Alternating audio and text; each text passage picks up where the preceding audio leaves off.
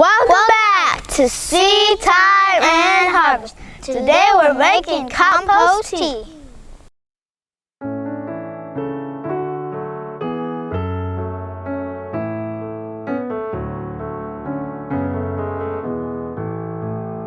Here we have our 80-gallon compost tumbler that's been doing a wonderful job for us throughout the years. We add our kitchen scraps, we add dried leaves, dried grass, things like that.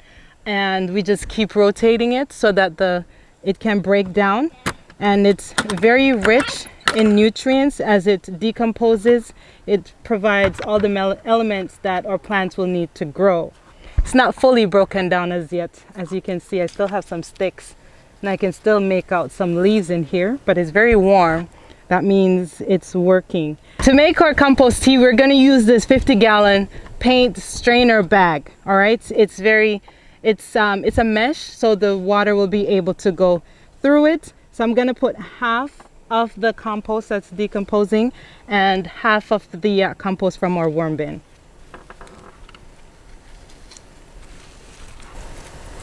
Did I say 50 gallons paint strainer bag? It's 5 gallons.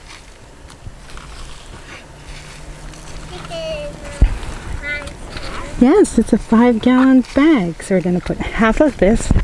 And then, you want to help me? Go ahead. Use the shovel.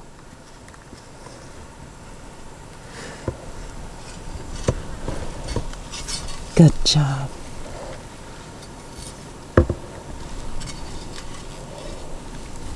More?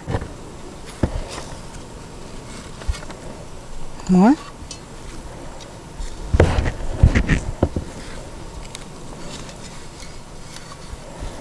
What's too much? No, it's just right.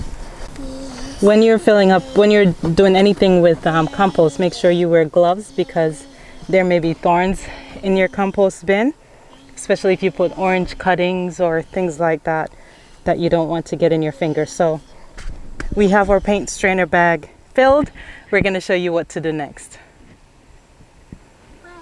All right, to make our compost tea, aside from getting our compost, we're also going to need something to hold water. So we have a 32-gallon garbage bin that we picked up for compost tea. What we're going to do is we're going to fill it with water, almost all the way full. And then we're going to use this string. We're going to tie the bag and submerge it into the water, not so that it falls on the bottom, but you want it hanging in there. And we have a fish tank bubbler. This is a 100-gallon fish tank bubbler that we're going to drop in the garbage bin, and we're going to put a link for where you can get that. And that's going to continuously aerate the water so that the nutrients can be extracted from the compost and be in our water, so that when we feed the plants with this water, all the nutrients from the compost will already be in there. In addition to that, we're going to add 1 cup of blackstrap molasses and AgroThrive. I'll tell you a little about that in a second. Water is filling up in our bucket or bin, so I'm just going to tie the string through this paint strainer bag. You're going to have to put a hole in there, but don't put a big hole where your compost will fall through. So I'm going to tie this. And of course, if you want to make compost tea and you don't have this big of a gallon, big of a size bin, you can always use a 5-gallon bucket. Just use less compost, but you'll still need a bubbler. Well, what I'm going to do now is I'm going to put this in the bin.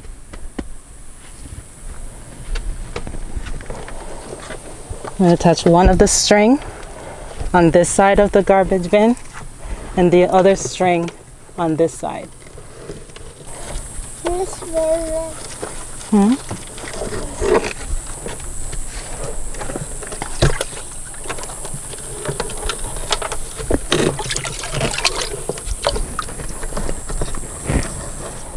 We're gonna set the bubbler now. You want to make sure it's always bubbling so that you don't breed anaerobic bacteria. You want the good bacteria.